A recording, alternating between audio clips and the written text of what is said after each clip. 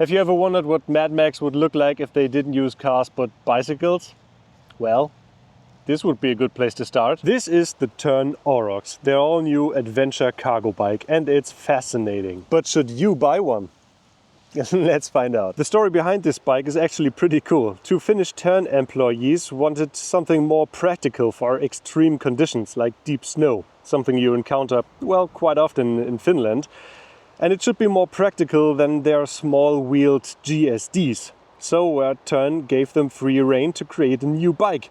The perfect blend of adventure and cargo capabilities. And the Orox boasts some serious hardware. We have the Bosch Performance Line CX motor in the middle with 85 Newton meters of torque and a 250 watt continuous power, at least in Europe. And we have the possibility to have this 12-speed Shimano XT drivetrain or a belt drive with a roll-off gear hub in the rear. So a very capable combination of motor and drive. But the most striking feature is the tire situation. You can see these tires are massive. We have some Schwalbe Johnny Watts tires, which are exclusively made for Tern, with a diameter of 27.5 inches and a width of 4 inches. So this is motorbike territory, and these tires boost the capabilities of the Orox significantly. These are ideal for off-road adventures, but they are also light enough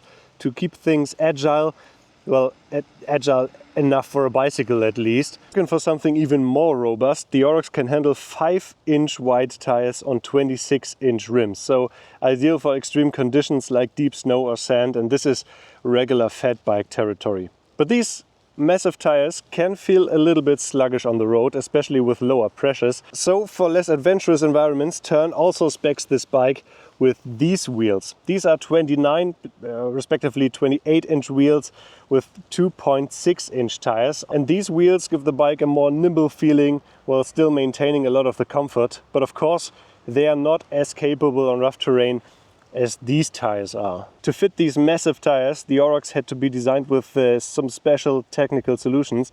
For example, the wider hubs in the front and also in the rear provide stability and ensure that the drivetrain, also the brakes, work properly. And they had to widen the chain line again and the Q factor. So the crank arms look a bit crooked, but this is due to the fact that the chain has to go by these massive tires again, and this causes a big Q factor. And this is something to consider when you are interested in the bike. This can lead to knee issues, so if you're a smaller rider, it could be more severe. I had no problem with this over the course of 8 weeks that we had this bike, but I'm quite tall, so I didn't have any issues with it. But this is something to consider. So the whole frame is designed with this rugged terrain in mind, but still resembles some of the Tern design specifics. And when you look at it from the side, it looks a bit like a banana, but this is something the color makes up as well. The frame itself is made from aluminum, and the fork is made from chromoly steel. Then there are two different frame sizes, one for people between 1.55 m and 1.85 m, and then the taller size is for people between 1.65 m and 1.95 m. I'm 1.96 m, and I sat comfortably but still quite sporty. So the bike feels a little bit like a cross-country mountain bike. This is definitely a sporty bike. The wide handlebar contributes to this feeling as well, as does the 12-speed Shimano Deore XT gear system. It's easy to operate, and with the Bosch motor and up to 1,600 watt-hours of battery power, you're really set for long distances, even in turbo mode. Speaking of battery, there's another cool detail, because one of the batteries is mounted back here behind the seat tube, but the main battery is mounted in here. And you can open this frame back, and it does not only contain the battery, but there's even more space for a charger or something, and there is more space for tools, for example, or for smaller accessories. And another cool thing in this bag is that it's insulated, so it protects the battery from colder temperatures. The only issue is that these zippers are not waterproof, so water can ingress into the bag. This is something to keep in mind when you are out in the cold and in the wet, that you don't put sensible items into here. Tern is known for a wide variety of racks and accessories, and the Tern Orox fits into the Tern environment, as it's capable of fitting most of the accessories that the smaller Tern bikes can fit as well. With one main difference, because the front rack is not mounted on the frame but on the fork, so it steers with the front wheel. But this rack is capable of holding up to 25 kilograms, so 2 pannier bags or 1 pannier bag on either side, no problem at all. And the space up here is big enough for a tent or for a bigger crate or something, and it can be strapped down with these rubber straps. So if you don't want to use this rack, there are mounting points at the fork, so you can fit your own solutions. But as this is a long-tail cargo bike, the main rack is in the back, and the Tern Atlas X rack is rated for up to 100 kilograms of load. So very sturdy, and even adult passengers can sit back here without any problem, if they can fit into this frame.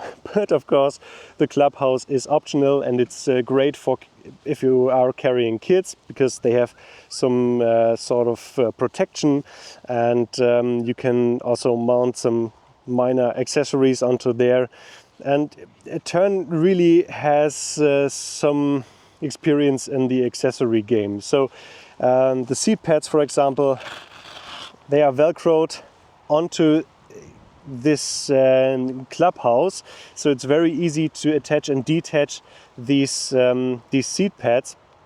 And these seat pads, again, these are quite plushy, so they're very comfortable for kids, but also they are easily wipeable. They don't fill themselves up with water, and you can easily switch out between a passenger configuration and a cargo configuration, because this clubhouse has the dimensions of 60 centimeters by 40 centimeters, so it exactly fits a Euro crate. So it's also capable of commercial use, or if you want to carry your groceries up here, so no problem at all. And you can also put pannier bags on either side of this rear rack. In this case, these are the Cargo Hold 72 bags, so each of them contains up to 72 liters of cargo, so they are quite big, and they are especially made for the Orox, of course. And you can use it in this configuration, sort of a bucket configuration, or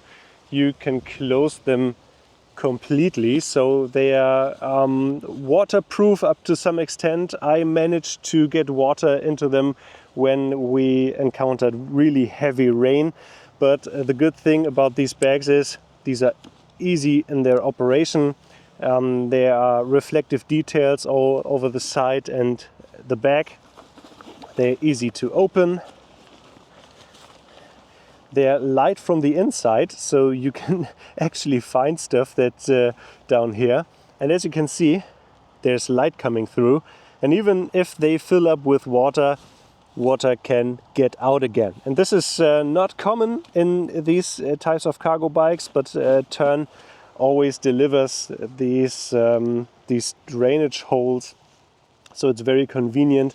You can always have them in this open configuration, so kids can put their legs into there, and you can carry larger item with stick out of the top of this bag, and you can strap them down with the clubhouse up here. So very convenient system, and the usage of the bags is really good. They are really big. I was able to carry all our stuff in our camping trip inside these bags and still have enough space for my daughter to sit up here in her little child seat. From the accessories and the capabilities of the rear rack, this is really awesome. But there's one more really cool detail in these Stow decks, because these hold up to 35 kilograms per side, so they are quite strong again. And also you can adjust them. You can pull this pin and then have them in another position, so you can have them all the way up if you need the bike to be as narrow as possible down here, and you can also clamp the back a little bit and to give them some more support. So quite a lot of possibilities depending on the use of the bike, of course.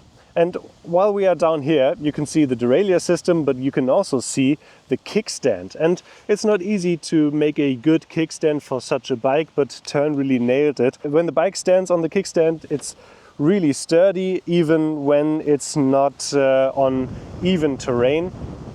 It's very easy to operate, and there's enough space below the kickstand, so you can ride over staircases, you can ride over big rocks without any problem. And the kickstand also serves as a bumper. So if space runs out below the frame itself won't take the hit, but the kickstand will do. And another highlight in the truest sense of the word is the lighting on this bike, because this is one of the best headlights I have seen in any bicycle, and it's got low beam and high beam capabilities, which is great as well. But it's an awesome light, even for off-road use in the dark. And the other part is the very good rear light. It's not just bright, it's not just very visible, but it also features a brake light, which is then again very good for the urban use, because this bike can brake. With these 203mm rotors front and rear, with the 4-piston brakes and these big tires, this is very, very capable, not just in the city use, but again in off-road use. The brakes are reliable, they are very strong, and they don't tend to fade even on longer descents. All in all, when you ride the bike, it's very, very sturdy. Even with cargo or kids on board, the bike remains incredibly stable. The wide tires handle gravel, sand and steep hills with ease, and the smart Bosch motor gives you plenty of torque for climbing. And then again, the 12 gears also make pedaling feel very smooth, and even when you're getting through rough terrain and steep inclines, the gearing is very, very low, so you can get up nearly any climb. So the bike, especially with these 27.5-inch tires, it rolls over nearly every obstacle. So in our weeks of testing, the Orox climbed every climb. It got over rocks, it got over steep inclines, it got over really loose terrain. And when you can't get up the climb riding, you can still use the walking assist feature, which makes it possible to get up even very tricky and steep inclines. So it was awesome. So the motor is capable of pushing you up nearly everything, and when you are on flatter terrain, it's really powerful and strong, and it accelerates quickly. So it's really a lot of fun to ride this bike in any terrain. But the wheel set, the 27.5 wheel set, feels a bit less efficient than the 29-inch wheel. The 29-inch wheel set. The Orox feels even faster and smoother on flat roads. The wider tires are great for off-roading, but the thinner ones make the bike feel more agile, especially for city riding. So what do we think after 8 weeks of testing, going on 2 camping trips and using it in our daily life as a family? It's a very fun and versatile bike.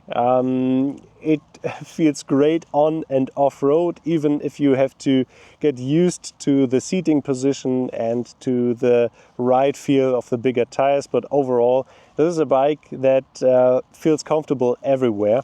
And people really recognize it. So they ask what this bike is about, they want to know more, so you have to be a bit communicative about your buying decision. It's a lot of fun. However, it's not all fun and games. We did find a couple of drawbacks, like the limited adjustability due to the 2 frame sizes, and some of the bags wasn't as waterproof as we would have liked. But overall, it's awesome. Who do I recommend this bike for? Well, most certainly not you city-dwelling commuter. It's for the adventurous among you, or the professionals which need a bike to gain access to forests or remote areas with their gear. because then you'll be more likely willing or able to spend the extra money compared to a GSD or a quick haul long.